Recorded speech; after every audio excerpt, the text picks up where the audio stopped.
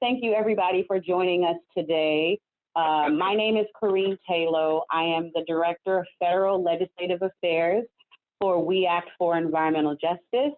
And today we're discussing dangers facing environmental justice communities with the proposed changes to the National Environmental Policy Act. With me today, sitting across from me, is the most amazing Vernice Miller-Travis. She's currently the Executive Vice President of the Metropolitan Group here. We're in her offices, but most importantly, she is co-founder of WEACT for Environmental Justice and serves on our board. And also with us is Dr. Mildred Mcclain, all the way from Savannah, Georgia, representing Harambe House, an organization that she founded there.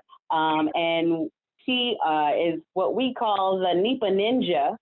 And today we will be having a discussion about the proposed changes to NEPA, what's at stake for communities, what it looks like on the ground, and what we need to do to move forward to push back against this proposed rollback. So for the majority of the time, between myself, Dr. McLean, and Vernice right here, we'll be talking in a conversational style, and then we'll open it up to questions. So just bear with us. And we wanted to make it, not very wonky on the top line things, but really bring it home to how it's impacting people on the ground, and then also how we can move forward with activism. So we're going to get started. Vernice, can you please let us know exactly what is NEPA? Let's just start there. Since, I'm sure a lot of the folks on the phone may be already familiar with it, but this is an opportunity to kind of get people to be on the same page. So what is NEPA? So let me apologize to the audience. I have a really bad cold. I feel like I sound like Kermit the Frog. I can't hear out of my left ear, but we're going to make this happen. So can everybody hear me? Yes, yes, no? Can everybody hear? Good. Okay. Yes. So the National Environmental Policy Act was passed by Congress in 1970 and signed into existence by President Richard Nixon. A fun fact that something that most people do not know, Richard Nixon signed into existence most of the bedrock environmental policy that was passed, including the creation of the Environmental Protection Agency and the White House Council on Environmental Quality. And NEPA was one of the first and most important and paramount bedrock environmental regulations upon which so much else of our environmental regulatory framework is based. And so NEPA is the foundation, and then we built up. Congress continued to pass more laws. The environmental community and advocates and communities across the country, farm worker community, continue to advocate for more environmental regulations, but NEPA was first and most important. And then states actually also began to create their own, we call them baby NEPAs. And so almost every state in the union has a version of the National Environmental Policy Act that is specific to state laws and state regulations, but it's based on and derives their authority from the National Environmental Policy Act. So without NEPA, we would be lost. And it is just incredibly important. For communities, for different kinds of sectors, for making sure that polluting industries cannot just run rampant over the interest of communities or nearby populations or local ecosystems. There's a process that has to be gone through to determine whether or not a facility or a project that has federal funding will be done in a way that balances the interest of local populations as well as local communities, as well as local ecologies.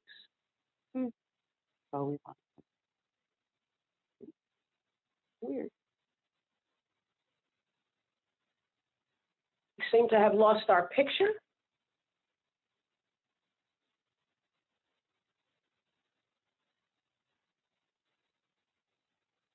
Okay, good. So we'll keep talking. We're going to get the shortly. Thank you. So you said that NEPA is important. Now, why is it important, particularly to environmental justice? So it gives historically disenfranchised communities a voice in environmental decision making. The voice can be so powerful. There are requirements in the National Environmental Policy Act that say you must look at alternative processes and alternative siting for facilities if it can be determined that the operation of a highway and or a refinery or a sewage treatment plant is going to adversely affect a particular population.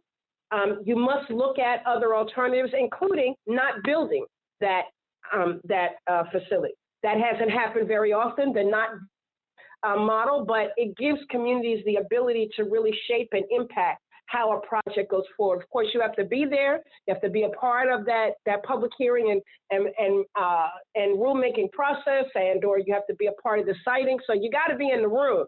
But if you're in the room, NEPA is a powerful tool to give communities a handle on being able to shape what that project looks like and what the ultimate impact is going to be on nearby populations. Gotcha.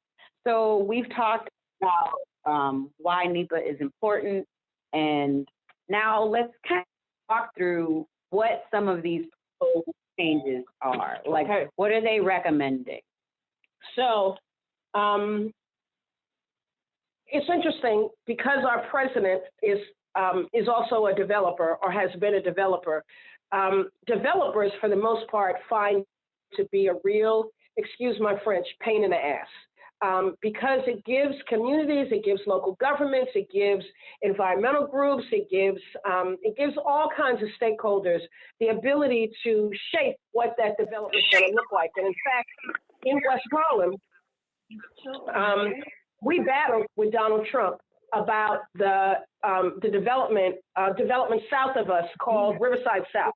And we battled him extensively about building out this major redevelopment project and that it would hook up to the North River Sewage Plant, which was in our community. Can somebody mute their phone, please? Mildred, can you mute your phone? And what gave us the ability to go toe-to-toe with him was requirements of environmental analyses and looking at impact on the sewage treatment plant with the hookup of his development. What is it called again?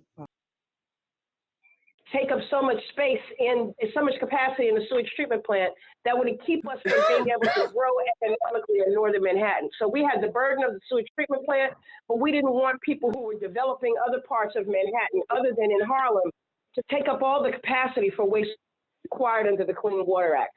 We were able to use both NEPA and the Clean Water Act to really push back on that development. But we also reached an accommodation with him. That's just one example of him as a developer. Some of the proposals are to take away the ability of communities to have a voice in how proposed development, proposed actions, proposed expansions of facilities could adversely affect communities. So things like exclusion of climate considerations from NEPA review. So that's something that has become more and more a part of NEPA review, is to look at what the implications are going to be for sea level rise and impact, as well as carbon emissions from a proposed development. Their proposed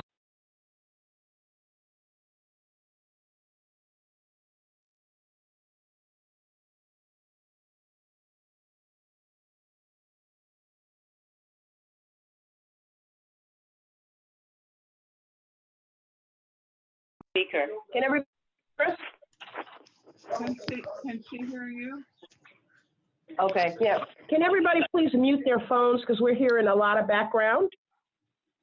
Thank you all. They're also proposing to restrict and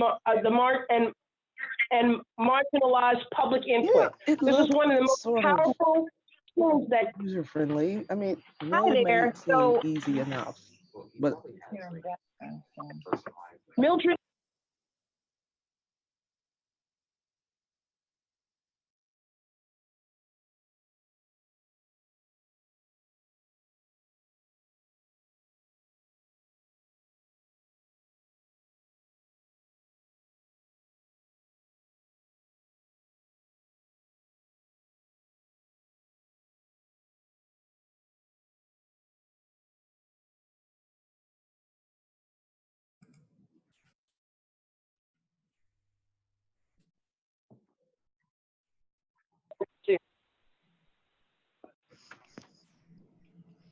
They're also talking about narrowing the scope of NEPA reviews. So what can be considered in a NEPA review? The new draft rule is expected to redefine the term major federal action to reduce the number of actions subject to environmental review and public input. This is huge. This is a huge narrowing of public ability to really be involved in NEPA reviews and analyses.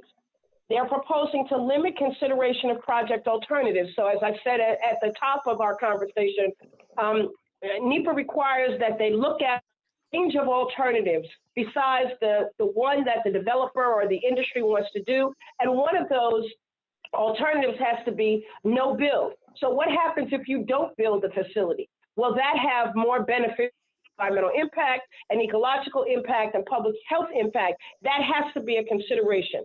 They're proposing, this administration, in a new rule that they limit the project alternatives, which is often called the heart of the environmental impact statement. So the whole process of environmental impact statements really comes from and is embedded in the National Environmental Policy Act. So if they restrict at the federal level what you can look at, that means that some states may go ahead and do the same thing and restrict and narrow the kinds of considerations of the range of project alternatives, which often result in the identification of easily implemented mitigation measures, which save taxpayers money and make a project more likely to be improved.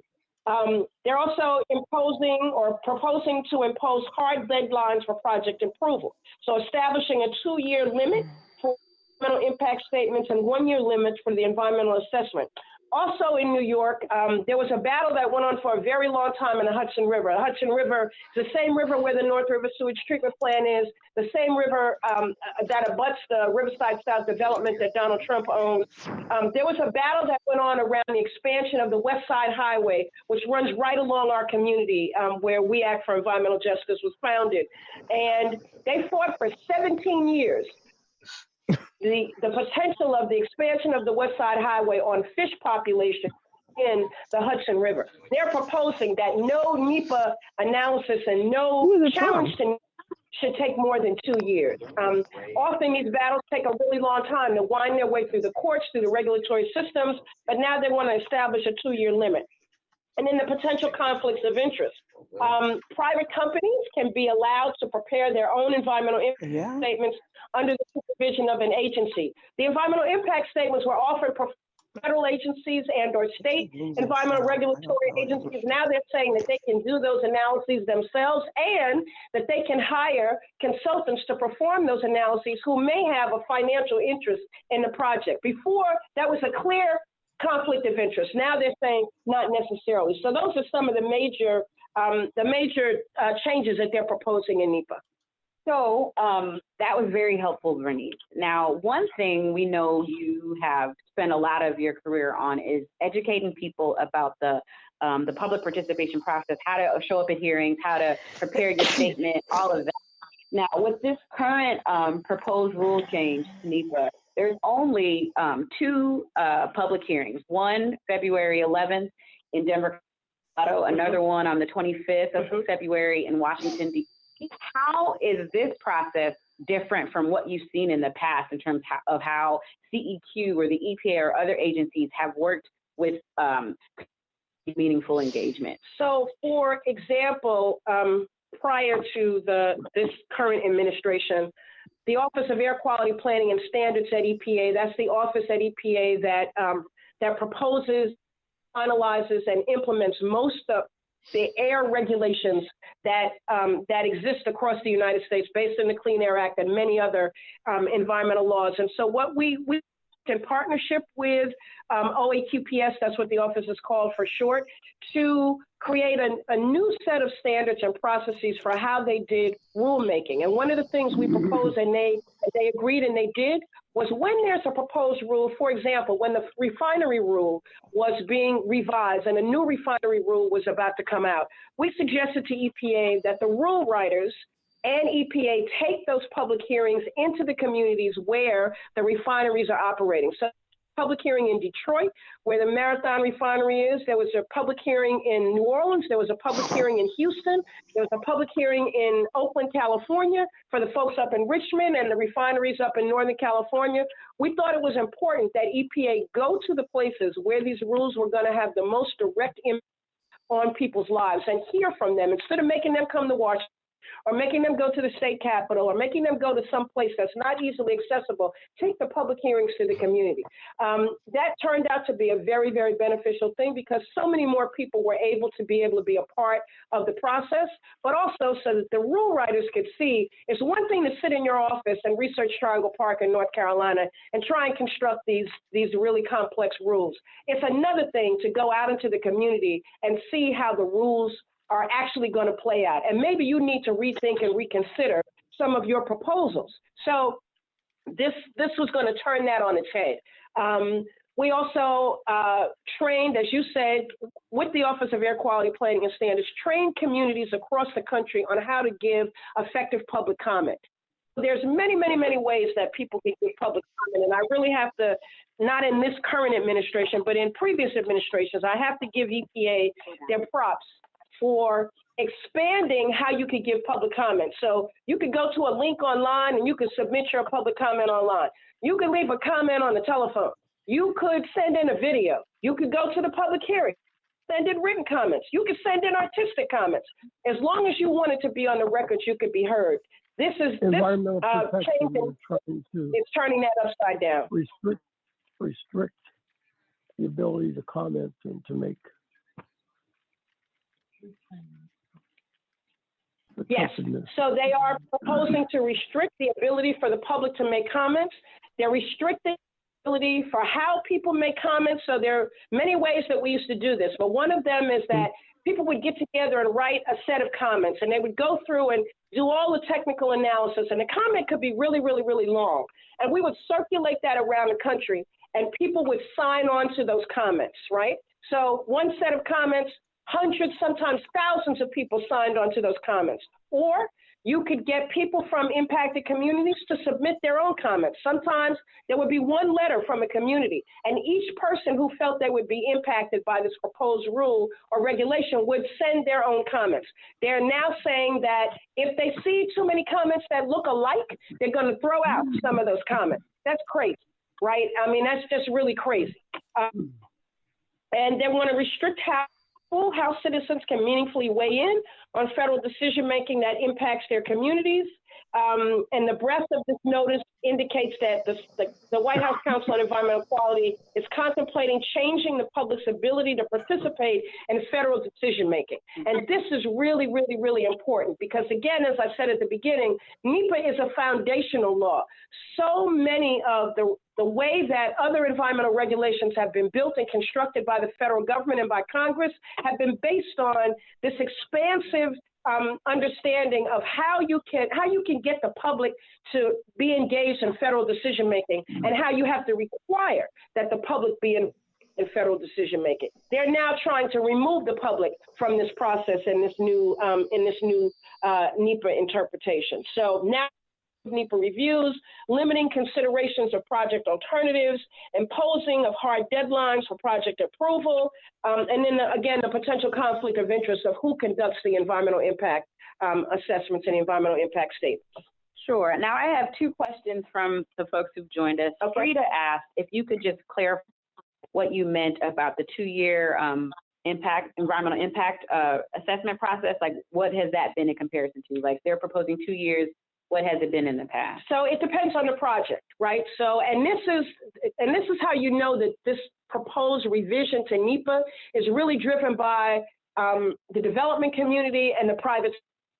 One of the things the private sector has complained about for years and years and years is that people have the public has the ability to tie up the approval of a new refinery, a new chemical plant, new wastewater infrastructure, new highway development, that communities and public citizens have the ability to tie up those processes by challenging the environmental impacts of those proposed projects through NEPA and through other environmental regulations. As I said with the example of the the West Side Highway expansion, 17 years to wind its way through the courts. And they now want to reduce that to 2 years, no matter what the project is.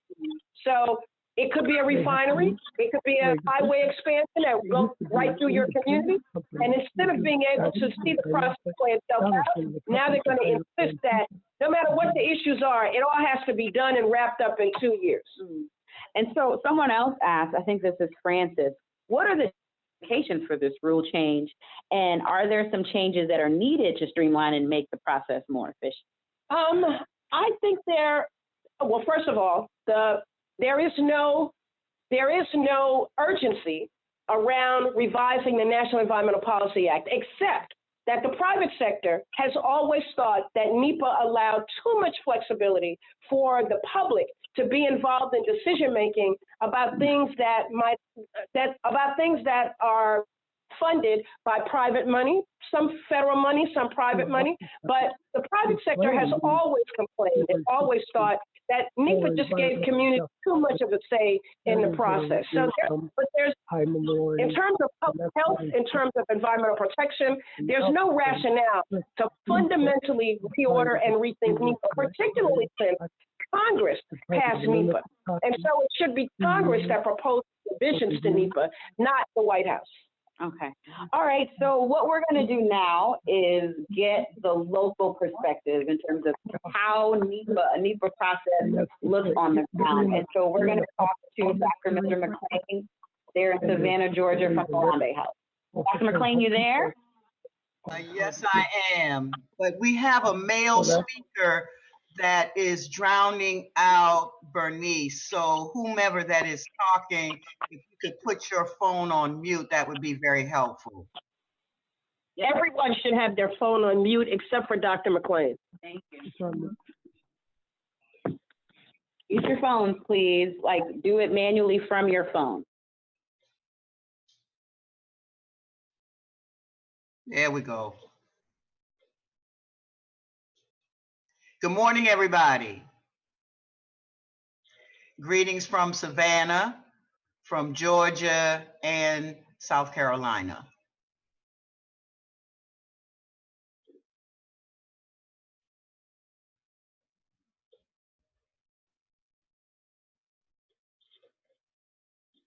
Karine, are you there?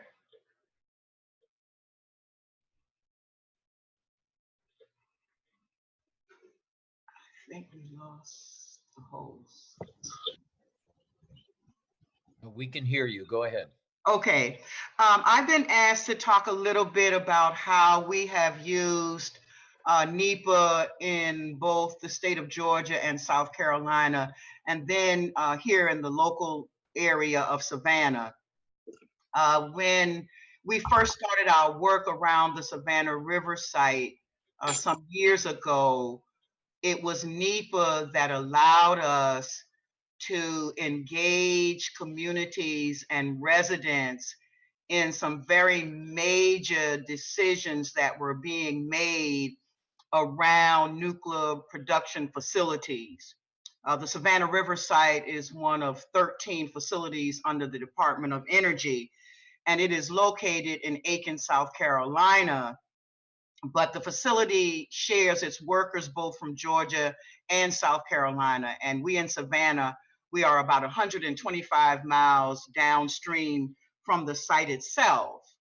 When the Department of Energy was making its decisions around the return of 15,000 spent nuclear fuel rods from Europe, we were able to engage in that process through NEPA.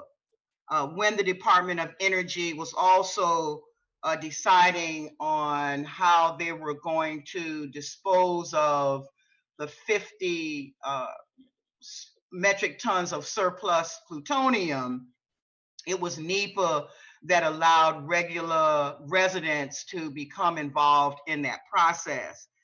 And then also when they were talking about developing the waste isolation pilot project, which would take nuclear waste from the Savannah Riverside over to New Mexico, it was through NEPA that we were able to raise our concerns, raise our questions, as well as offer community-based solutions. Without the NEPA process, without the requirement of having resident voices in the decision-making process, we simply would have been the victims of decisions that were going to impact our health, impact our environment, impact our ecology, impact our fishing, impact our raising foods, just impacting us in many, many different ways. And for regular people who are not scientists, who are not engaged from day to day in environmental issues, NEPA became very important because it required the officials, the government officials, the scientists to break down the concepts, the issues, the concerns, all of what they were going to do. And because we were very, very, very active in the environmental justice community, we were able to ensure that environmental justice considerations were made, particularly as you look at this whole issue around cumulative impacts, cumulative effects. These communities had not only been exposed to nuclear radiation and stuff like that, but they also were dealing with local dumps, landfills, you name it. So they were actually trying to heap insult on injury. Through the National Environmental Policy Act, we were able to ensure two things. One, that we built the capacity of communities to understand the environmental impact process, the statement itself, the procedures, going to the hearings, raising issues, raising questions. And then more importantly, we were at the table. They couldn't pull the wool over our eyes. And we were also able to bring our own scientists to the table to help us understand what was being proposed, how it would impact us, and what changes we could make. So that's the connection between Georgia and South Carolina residents.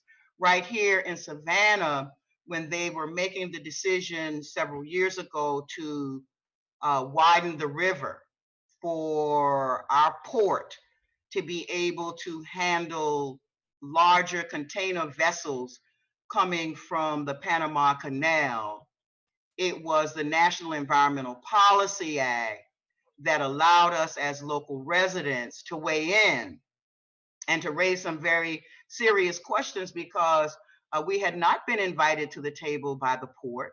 And so we had to remind them that according to the National Environmental Policy Act, that we had the right, the human right, the human right, the human right to be at that table, to understand what was going on, to raise questions, and to bring in our own subject matter experts to challenge some of the components of the environmental impact statement itself.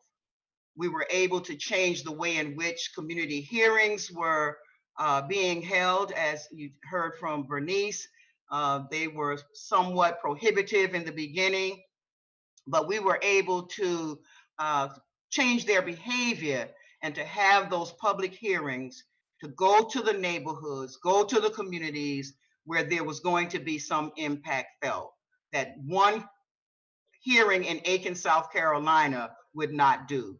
So in our work, we were able to get them to go to various communities, both in Georgia as well as South Carolina. But with the port, we've been able to stay at the table. We've been able to build a partnership through the mechanism of NEPA. So we are really we're very angry around what CEQ is proposing, what the Trump administration has been doing in terms of trying to roll back regulations that we have fought so hard for.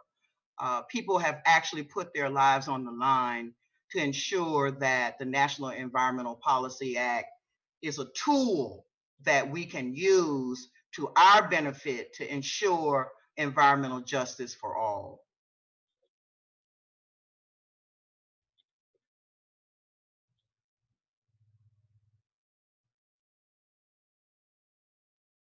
One of the questions, because I'm not hearing my host, but one of the questions I was asked to address is what has been the conversation on the ground regarding NEPA and changes to its implementation. The Harambe House Citizens for Environmental Justice is a member of the Moving Forward Network, which addresses goods movement. And we, as a part of that network, all of the member organizations have been really working to document how we have used NEPA over the past 30 years and what it would mean for us if NEPA was rolled back, if it was eliminated.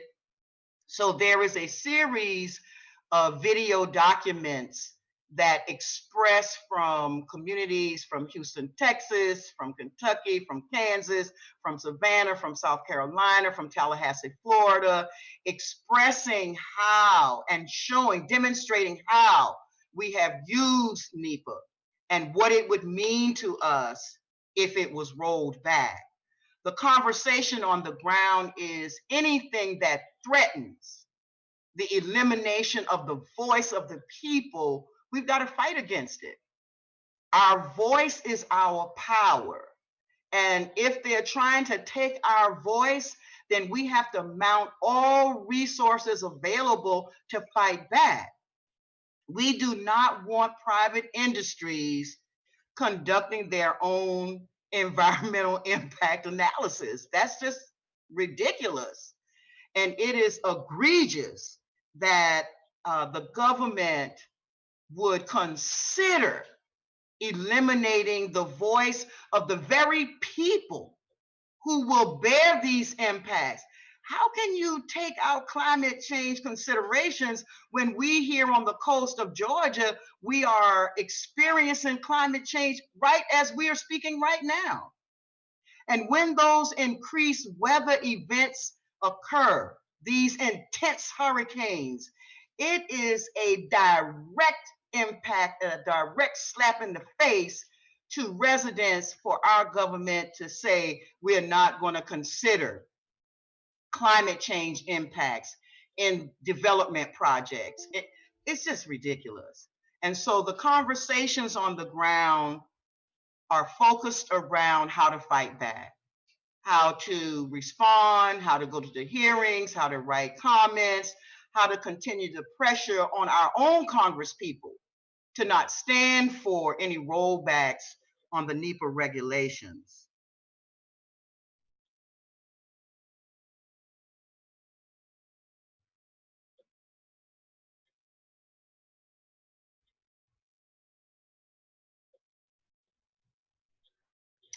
In terms of what this will mean on the ground if these proposed rollbacks are enacted, is that first of all, we lose our voice. Second of all, the polluters win.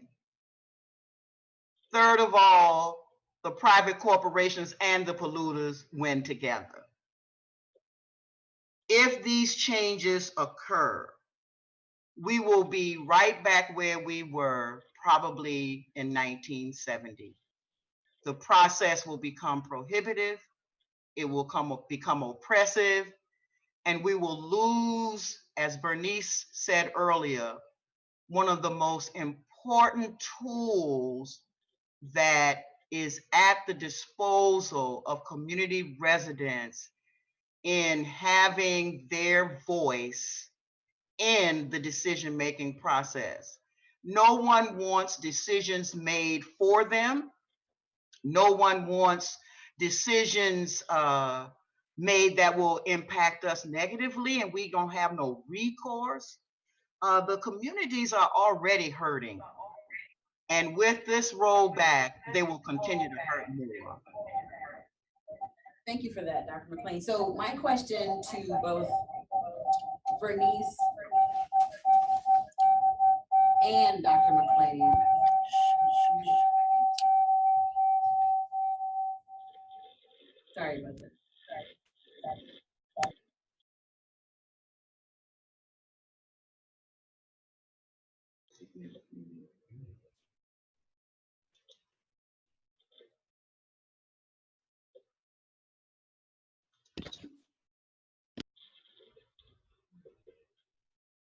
I didn't hear that question.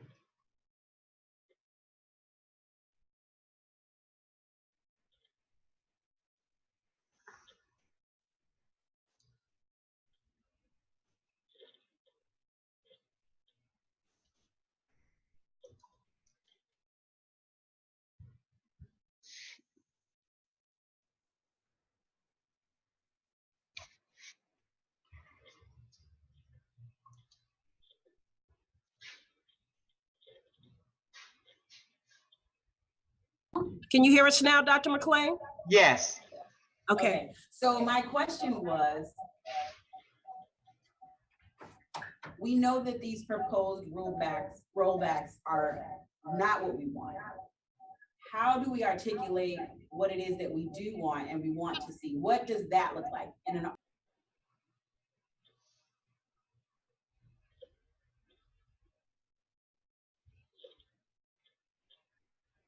I've lost her again.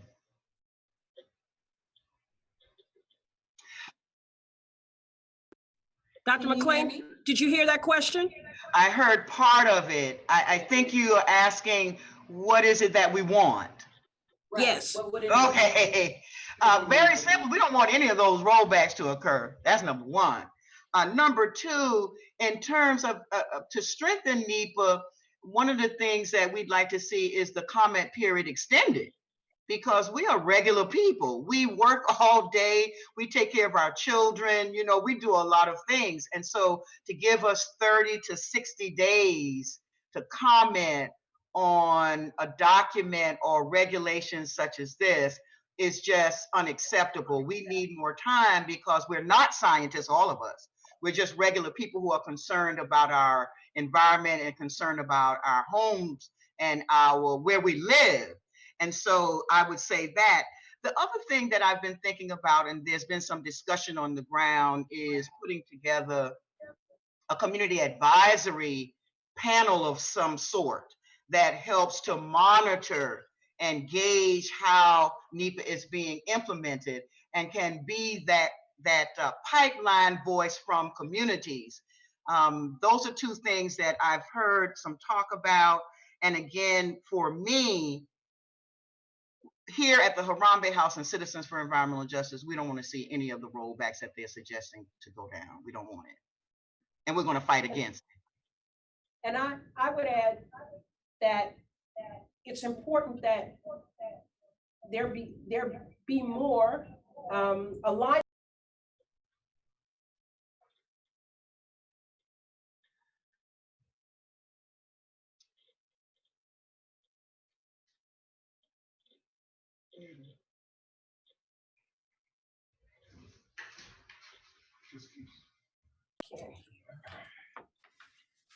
Can you hear me when I'm now? Oh, yes. Okay, well, I'm gonna sit here by the laptop. One thing that I think is really important that hasn't happened enough is alignment between NEPA enforcement and the Civil Rights Act of 1964. Oh, yes. So the Civil Rights Act of 1964, specifically Title VI of the Civil Rights Act, says that you cannot use federal money, including just $1 of federal money, in a way that is going to have discriminatory impacts upon certain populations as defined by the Civil Rights Act of 1964. We've very rarely seen Title VI analyses done under NEPA, but they need to be done under NEPA. And we know they need to be done because so many projects, particularly large-scale federal projects or projects that have significant federal funding, have been done in a way that adversely impact communities of color, specifically highway development. We've seen so many communities utterly uprooted and destroyed by highway development. That's a violation of Title VI of the Civil Rights Act. And we need to see more alignment between those two things. In 2015, the Interagency Working Group on Environmental Justice of the Environmental Protection Agency put forward a document called Promising Practices for NEPA. And they spent 4 years looking at ways that NEPA could be more vigorously enforced that NEPA could really be a tool to be used to make sure that one, people are not being adversely impacted. Two, people are not being discriminated against. Three, that people have more avenues to be able to have input into what these large-scale development projects are going to look like and how they could potentially impact environmental justice communities. And so it's a fairly exhaustive document. I would really recommend that people go on the website. I can't swear that it's still available on the EPA website, but it used to be available on the EPA website under publications, under the Interagency Work Group on Environmental Justice, but to see what a really expansive interpretation of NEPA would look like. But most especially, I think there needs to be alignment between enforcement of Title VI of the Civil Rights Act and the National Environmental Policy Act. That has not been done as much as it should be, and there needs to be more integration of those two documents. I concur with that. Document that we just mentioned, the promising practices document, we'll share that as a part of the package of things that we'll have after the call. So we'll make sure that everyone gets it. So we're about 15 minutes out, and I wanted to provide an opportunity for folks to ask questions. There are a number of folks on here, and if you have questions and enter them into the chat, I'll be able to get them and see them myself. So are there any current questions that Bernice and Dr. McLean can answer? Yes, Dr. McLean, this is Frank Sherman. Can you hear me? Yes, I can. Okay, not much was said about cumulative impacts. I understand the rules will remove the necessity to study cumulative impacts, which would remove any kind of assessment of the impact on climate change of Yes. major infrastructure projects. Can you just speak to that and how those changes could have a detrimental effect to society in general, and especially the environmental justice side? Well, you Dr. McLean, know, would you take that I'm going to question? ask Bernice to weigh in on this as well. But I think that for us on the ground, we have always called for a focus on cumulative impacts because we are suffering from a number of portals of pollution. We are suffering from a number of facilities, it's not just one. And we have been exposed to contaminants over a long period of time. If you take this out of NEPA, you are once again opening up fence line and frontline communities to be abused more. If you don't take in consideration what already exists, what has existed, and you're going to pile some more stuff on top of that, you're just digging the communities into a deeper hole. Bernice. So in addition to what Dr. McLean just shared, the history of residential segregation in the United States is still very much with us. And by that, I mean, many communities of color live in flood zones, not because they want to be in flood zones, but because that was the only place where they could live. So they live in low-lying areas. So for example, we all remember the horrors we watched unfold from the lower Ninth Ward in New Orleans. So for a city that is already under sea level, that's the entire city of New Orleans, how low is a place called the lower Ninth Ward? Why do you think they called it the lower Ninth Ward? Because it was exactly at sea level or under sea level. That's why the impacts of Hurricane Katrina were so devastating on that population. If you look at the Fifth Ward in Houston, if you look at communities in Brooklyn, New York, that are at sea level or along the coast, you see that those communities were vulnerable from day one to any kind of sea level rise, right? And so that's going to intensify. That's not going to shrink. That's going to be even greater. And so if you don't consider the implications for for climate, both going to be beset by extreme weather events as well as the exposure to contaminants from facilities that now will not have gone through exhaustive environmental analyses to determine what is the vulnerability of nearby populations and what will happen in an extreme weather event.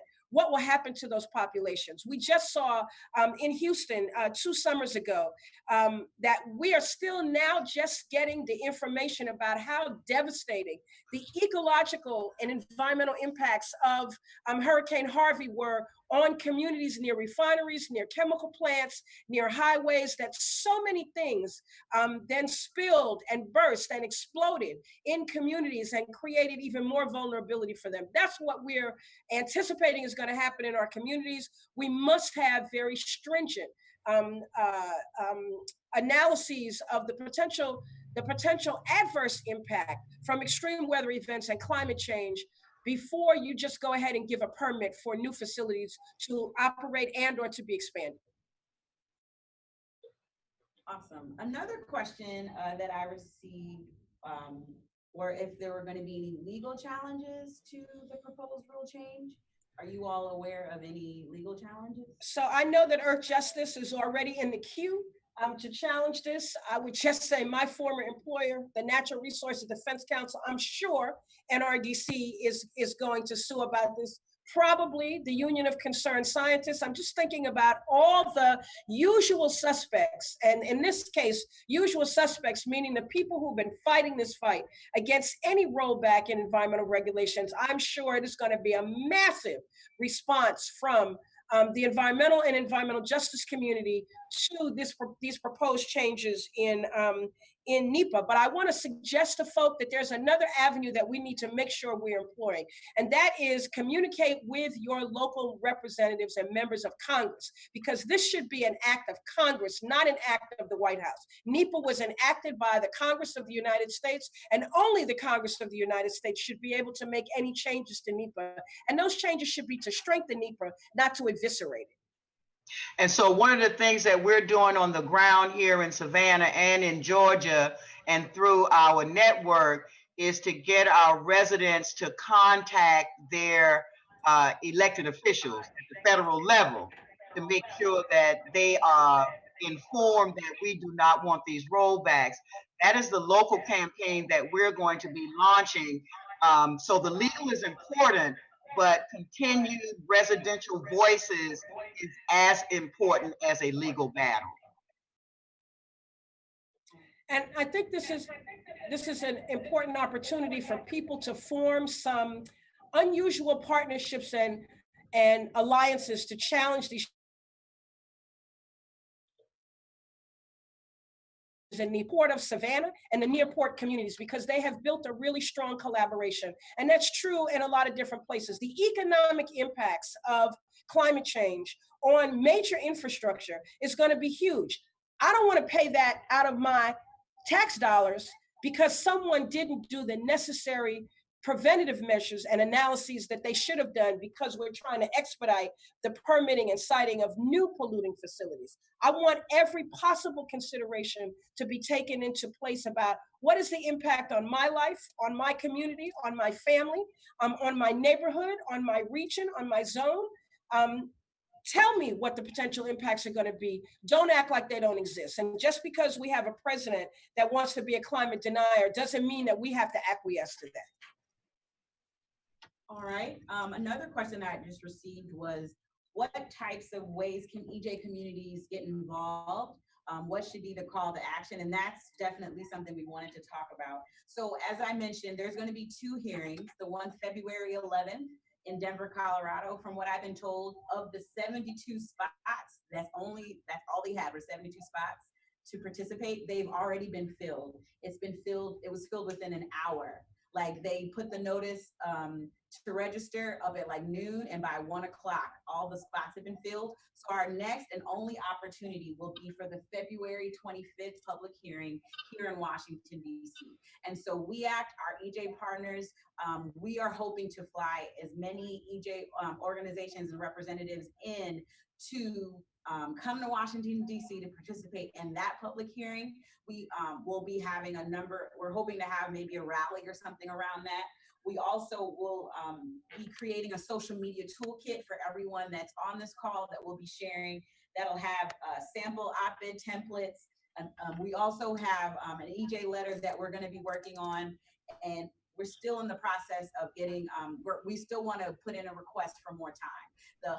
The 60 days that have been allotted for a 47-page proposal is definitely not enough for anyone to consider. I believe there was another proposal for NEPA that was released in 2018 that was 2 pages long, and there was a 60-day comment period for that. So just comparing these two really, that 2-page document with the 60-day period to a 47-page document to a 60-day period, that makes absolutely no sense. And if this is, we all agree, you know, not only the oldest environmental law in the books, but what we believe could be the most important, we need more time. So we're going to also share our EJ letter, our community-based letter for more time. And then we're also preparing our own comments that we will share with the larger EJ community to participate on. And there's also this idea that Bernice had about having a NEPA party. And could you share what that would look like? So really just people gathering together in their local communities to draft comments and or to have like a central webinar or host where people are going through the different components and different aspects that could be useful in comments, but that people are then taking that up at the local level, that there be food, that there be music, that we think about it as a community building event. So that was one idea. Another idea is just to go back to some old school civil rights organizing and really do bus campaigns and bring people up here to DC. If you can't get on a plane, can you get on a bus? Can we organize that so that people could be here and be part of this process? And even if everybody can't speak, can we line the corridors and line the streets and the buildings where these hearings are going to happen so that they see that the American people are not supportive of the dramatic and draconian changes that they're proposing be made to NEPA. I think we need to make this a major organizing event where we try to have our voices heard in every way possible. And I would suggest that we have our own hearings. If you can't get to the major hearing, hold your own hearing and report to CEQ what has come out of your hearing. This is a time for all hands on deck. And whatever way you can get your voice in, you have to do it. Everybody on this line has to mobilize all of their networks, their partners, their collaborators, whatever you call them. But if you can't get to DC, wherever you are, you host some kind of event that produces comments that then can be sent to CEQ. So I'm seeing another question in terms of, will this webinar be archived? Yes, it's being recorded.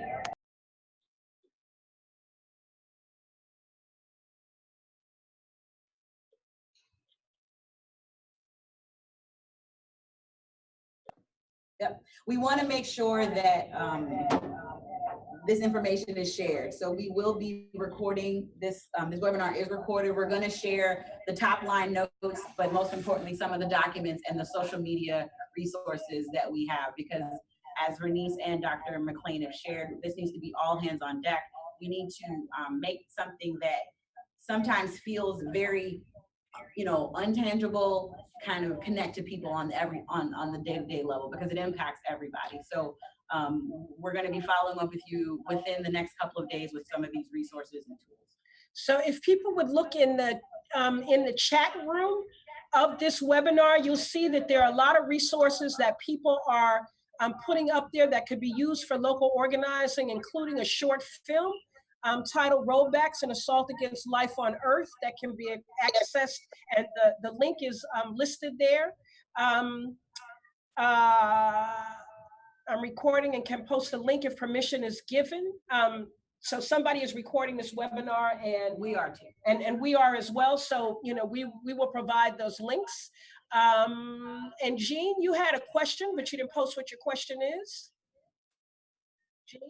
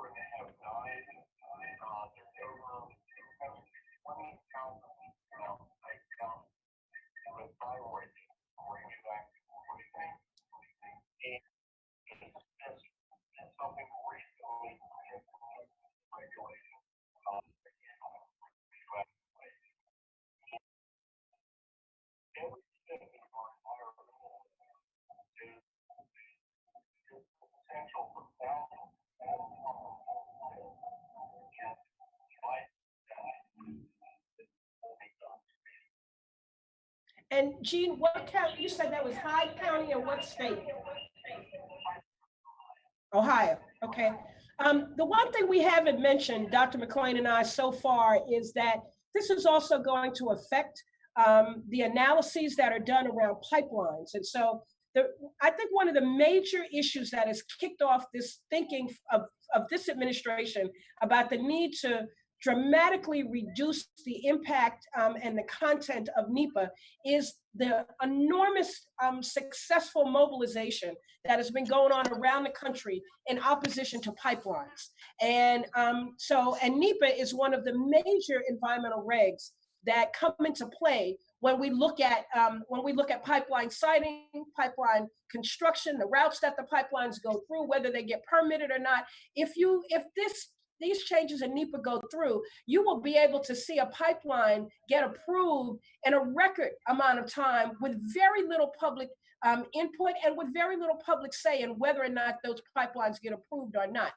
So I think people need to pay attention. There's energy infrastructure that will be impacted here. There's clean air. There's chemical manufacturing, nuclear waste handling, wastewater treatment, you name it. All of this is going to be affected by the potential rethinking and revision and reduction in the National Environmental Policy Act. Okay, well, we are now at 11 a.m. We want to be respectful of everyone's time, but we also understand that this is a pertinent and incredibly important issue. And so that's why we're going to be following up with you all for resources, but also we want to see how we can organize folks. This is an opportunity, specifically this February 25th hearing. So please keep in touch with us, and we'll be keeping in touch with you on ways that we can plug you in and get you active here in Washington, D.C., and also mobilize you locally around this really bad rollback of what we know is a very important law. So Bernice, did you have anything else to say before we go? Well, I see one point up there about would local government regulations against the changes be helpful? Absolutely. If you could get your local government to go on the record as opposed to these changes in NEPA, that would be formidable, I think. And Maisha, I'm sorry we didn't get to your question, but we can certainly talk offline about plain language materials that you can use in local organizing around NEPA, that, it doesn't have to be such a high intensity conversation that the average person can't see and understand what NEPA means in their own lives and their own local realities. So Maisha, I'd like to continue that conversation with you offline. Dr. All hands on deck. All right, everybody. So we've got our marching orders. We know what's at stake. And so please keep in touch. If you need to email us at WEACT, my email address is Kereen, K-E-R-E-N as in Nancy, E, at weact.org, or you can contact our communications manager, Dana, D-A-N-A, at weact.org, and we will follow up with everyone because we are going to be mobilizing around the February 25th hearing and also providing resources for what you all can do locally. So thank you so much. Bye-bye. Bye-bye. Bye all. Bye all. Take care. Let's fight. Let's fight. Let's fight.